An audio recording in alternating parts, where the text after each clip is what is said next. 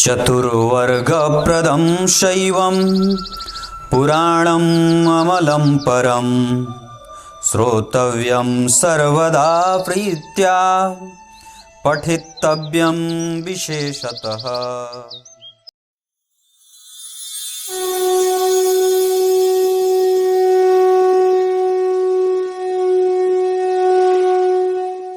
प्रिय दर्शकों नमस्कार, एक बार फिर से उपस्थित हूं आप सबके सामने शुक्रवार के कार्यक्रम में। आज आपसे चर्चा करने वाला हूं पत्नी दैव के बारे में। मैंने एक कार्यक्रम बनाया था जो करीब एक सीरीज बनाई थी जिसमें मैंने भूदैव के बारे में चर्चा की थी, जिसमें मंगल देव को भूदैव से जोड़ करके देखा था। सामान्यतया आपको मैं आपकी जानकारी के लिए बता दूं कि किसी भी व्यक्ति की कुंडली में अगर मंगल देव कमजोर हैं, बहुत ध्यान से समझिएगा, किसी भी व्यक्ति की कुंडली में अगर मंगल देव कमजोर हैं तो उस व्यक्ति को स्थान परिवर्तन करके नया घर, नई गाड़ी या नया जमीन वगैरह जब लेना हो तो हमें विशेषतया अपनी कुंडली में मंगल देव को देखना चाहिए। अगर जिस व्यक्ति की कुंडली में मंगल देव कमजोर होते हैं उसको आसानी से वास्तु दोष लग जाता है।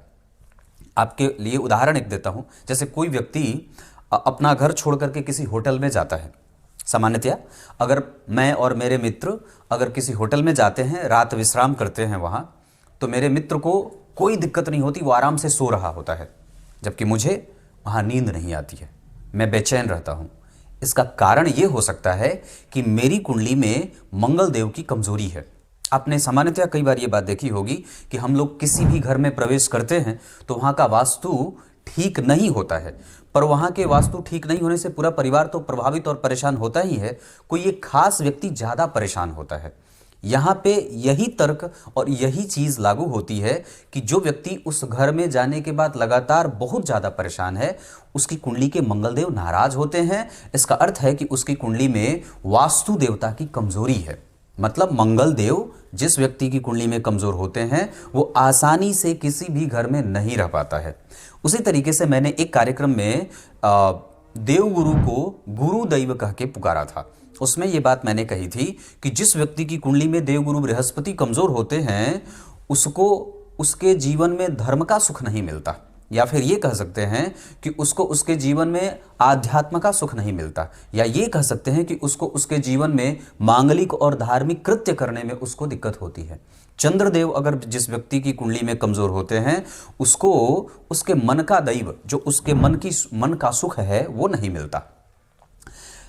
इसमें उसको माता को भी जोड़ के रखा जा सकता है कि उसको जिस व्यक्ति की कुंडली में चंद्र कमजोर है, ये तो सामान्य बात है क्योंकि चंद्रमा माता के कारक होते हैं, रक्त प्रवाह के कारक होते हैं, बुद्धि को कुशाग्र बनाने के लिए जाने जाते हैं, वो व्यक्ति को सस्टेन करते हैं, एक ही चीज को रेगुलराइज करते हैं।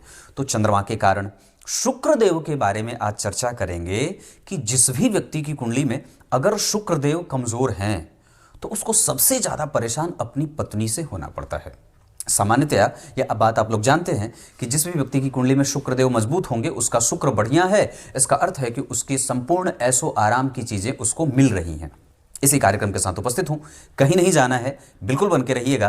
कार्यक्रम के आरंभ में मैंने शिव पुराण के महात्म्य अध्याय के 46वें श्लोक पर हमारी यात्रा है, जिसमें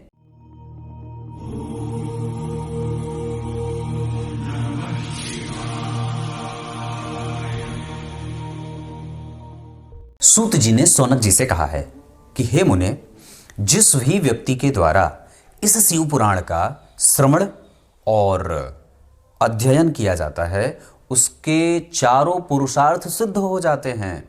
पुरुषार्थ कितने? 4, धर्म, अर्थ, काम, मोक्ष। ये शिव पुराण चारों पुरुषार्थों को देने वाला है, ऐसा सूत जी ने शिव पुराण के महात्म्य की चर्चा में सौनक जी को बताया है। आइए विषय पे लेके आता हूं।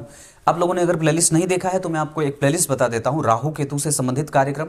आप अपने लग्न के आधार पे आपकी कुंडली का कौन सा ग्रह मारक है उससे संबंधित कार्यक्रम, और साथ ही साथ लग्नेश आपकी कुंडली में लग्न में बैठे हैं, द्वितीय में बैठे हैं और तीसरे में बैठे हैं, इसके परिणाम कैसे मिलते हैं, आपको ये कार्यक्रम महत्वपूर्ण ज्योतिषीय कार्यक्रम में मिल जाएगा। राहु केतु से संबंधित मैंने 35 कार्यक्रम बनाए हैं, वहां आपको बहुत सारी चीजें मिल जाएंगी, ये अवश्य ही जाकर के चेक कर लेना चाहिए। बात करते हैं कि अगर किसी भी व्यक्ति की कुंडली में शुक्रदेव नीच के हैं, जैसे मान लीजिए, तो किस तरीके की परेशानी व्यक्ति को जीवन में देखने को मिलेंगी।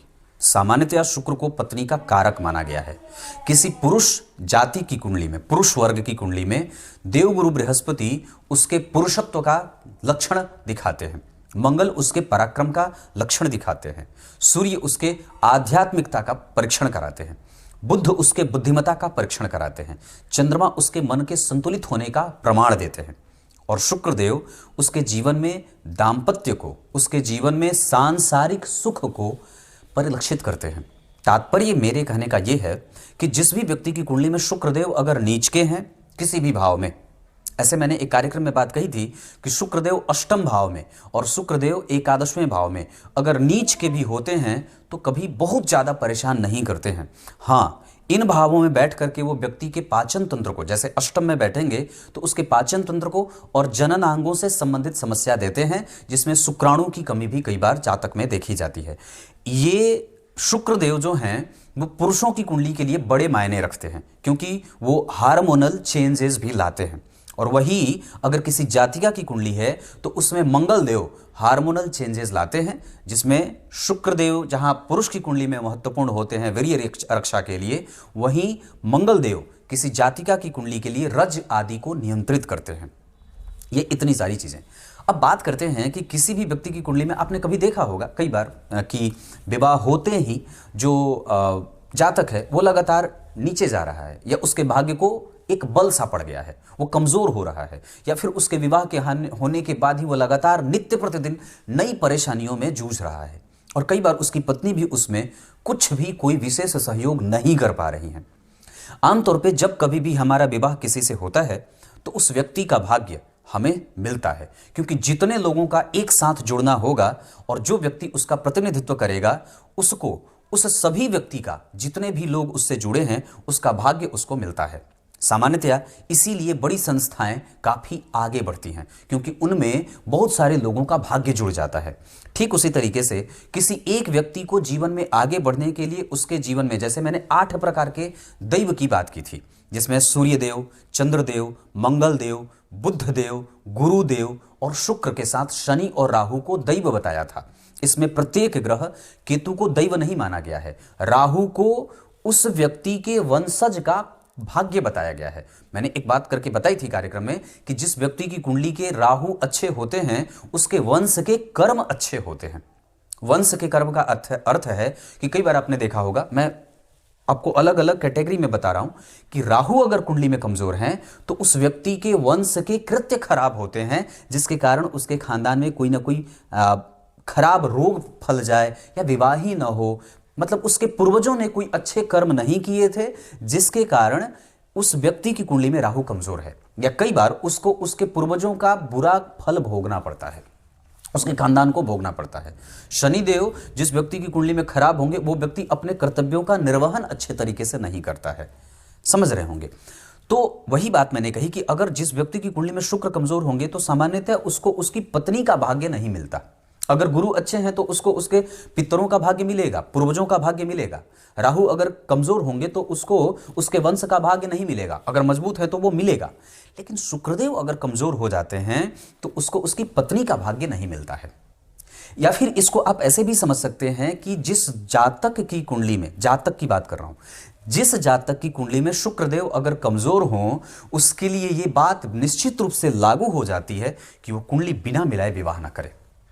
क्योंकि कई बार आप अगर प्रेम विवाह में जाते हैं तो हो सकता है कि आप कुंडली को दोयम दर्जे की स्थिति या ग्रंथ समझ करके, या कोई एक स्थिति या कोई एक सामान्य वस्तु समझ करके, सामान्य विषय समझ करके उसका परित्याग कर देते हैं।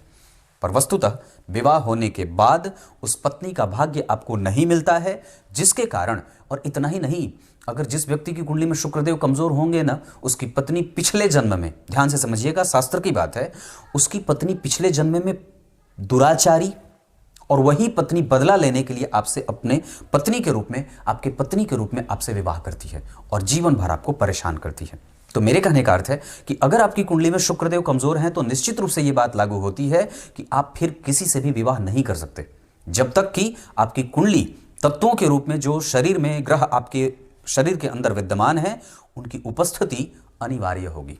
और ऐसा नहीं करने पे निश्चित रूप से आपके विवाह के बाद भाग्य को कमजोर होते देखा जाता है, परस्पर कार्यक्षेत्र में विलंब होता है, मन मुताबिक परिणाम नहीं मिलते, मेहनत करने का असर कम हो जाता है, देवताओं का आशीर्वाद नहीं मिलता, मांगलिक और धार्मिक कृत्यों में बाधाएं उपस्थित होती हैं। इतना ही नहीं, पत्नी और पति के बीच में मतभेद जीवन भर खत्म नहीं होता। मैंने एक बात करके कही थी कि जिस व्यक्ति की कुंडली में शनि लग्न में और शनि 12 में हो, उसकी पत्नी निरंतर किरकिर करने वाली होती है और निरंतर ही दुखी आत्मा वाली होती है। ठीक उसी तरीके से जिस व्यक्ति की कुंडली में शुक्रदेव कमजोर होते हैं, उसको अपनी पत्नी का भाग्य नहीं मिलता है, क्योंकि आपके भाग्य में आपकी पत्नी का भाग्य जब तक नहीं जुड़ेगा तब तक आपकी प्रगति संभव नहीं है या असंभव सी है। इसी तरीके से जैसे बुध देव, जिस व्यक्ति की कुंडली में बुध देव बढ़िया रहते हैं, मजबूत होते हैं, अच्छे होते हैं, उसकी संगति कभी खराब नहीं होती है। जिस व्यक्ति की कुंडली में चंद्रदेव गुरु से दृष्ट होते हैं, उसकी संगति कभी खराब चाहे कितनी भी हो जाए, उसके संस्कार वो जातक कभी खराब नहीं कर सकता है। ठीक उसी तरीके से जिस व्यक्ति की कुंडली में शुक्रदेव अगर कमजोर होंगे, वो व्यक्ति अपने पत्नी का संपूर्ण सुख प्राप्त नहीं कर सकता है या नहीं कर पाता है। मेरे सामने बहुत सारी कुंडलियां आती हैं जिसमें मैंने एक बात कही थी कि एक धनबाद की वो घटना थी। उस जातिका ने प्रेम विवाह किया था। प्रेम विवाह के कुछ दिन के बाद उसके पति ने मार के उसका जबड़ा तोड़ दिया था। बहुत सारी चीज़ें मैंने, बहुत सारी, कई बार तो घटनाएं याद नहीं होती, कई बार याद हो जाती हैं। एक घटना मैंने बताई थी जिसमें वो पति प्रेम करता है, प्रेम विवाह करता है और 1 महीने के बाद अपने ऑफिस के किसी दूसरे महिला के साथ वो चंपत हो जाता है। बेंगलोर में जाकर के रहता है और अपनी मूल पत्नी को ये बता करके रखता है कि मैं ऑफिस के काम से बेंगलोर में रह रहा हूँ। ऐसी घटनाएं आए दिन सुनने को और देखने को मिल जाती हैं। कामोत्तेजक भावनाओं से जो विचार बनते हैं वो कभी प्रेम का स्वरूप नहीं ले सकते। तात्क्षणिक प्रेम होता है ये फिल्मों में, पर वस्तुतः हमारे शास्त्र हमें प्रेम करने की भी आज्ञा देते हैं और आपको विवाह में उतरने के लिए मुहूर्त की बात बताते हैं, मुहूर्त चिंतन बताते हैं, तत्व के लक्षण बताए जाते हैं, तात्विक रूप से उसमें भेद और अभेद की बात की गई है। ऐसा नहीं करने पे हमारा जीवन सिर्फ हमें परेशान ही नहीं करता है, बहुत सारे मामलों में प्रभावित भी करता है। तो मेरे कहने का सीधा अर्थ था कि आपको अपनी कुंडली में शुक्रदेव को अगर कमजोर हैं तो सबसे पहले आपको अपनी कुंडली मिलाकर के विवाह करनी होगी। अगर शुक्रदेव कमजोर हैं तो सामने जो जिससे आप विवाह करने जा रहे हैं उनकी कुंडली में मंगलदेव को देखिए। अगर आपकी कुंडली में शुक्रदेव कमजोर हैं तो ब्रह्मचर्य का पालन करिए। अगर शुक्रदेव कमजोर हैं तो अपने व्यय को जितना ज्यादा हो सके नियंत्रित करिए। अगर शुक्रदेव आपकी कुंडली में कमजोर हैं तो अपने अनुभवों को बढ़ाइए, सीखने की कोशिश करिए, घमंडी न बनिए। चिरंतन सुख को प्राप्त करना चाहते हैं, शुक्रदेव को बल देना चाहते हैं तो निश्चित रूप से अपने आप को एक शिक्षक की भूमिका में समाज में प्रस्तुत करिए और लोगों को अपने अनुभवों का फायदा बताइए, अनुभवों से लाभ दीजिए लोगों को। और शुक्रदेव अगर आपकी कुंडली में कमजोर है तो अपनी छोटी छोटी गलतियों को नोट डाउन करके उन्हें पुनरावृत्ति न हो उनमें, कि वो दोबारा गलती न हो, इन सब चीजों से शुक्रदेव को मजबूत किया जा सकता है। हम आमतौर पे शुक्रदेव को मजबूत करने के लिए कई बार रत्न पहनते हैं, उनका बीज मंत्र पढ़ते हैं, पर ये जो छोटी छोटी बातें हैं जो हम बेसिकली अपने जीवन में इन छोटे छोटे बातों पे ध्यान करके शुक्रदेव को बल देते हैं, वो आज तक कभी किसी ने नहीं बताया है। तो मूलतया अगर हमारी कुंडली में शुक्रदेव कमजोर है तो सबसे ज्यादा हमें अपने नेचर को प्रभावित करना है, मजबूत करना है, उनको प्रभावित होने से बचाना है। ये इतना ही आज का विषय था, सोचा आपको बता दूं। तब तक के लिए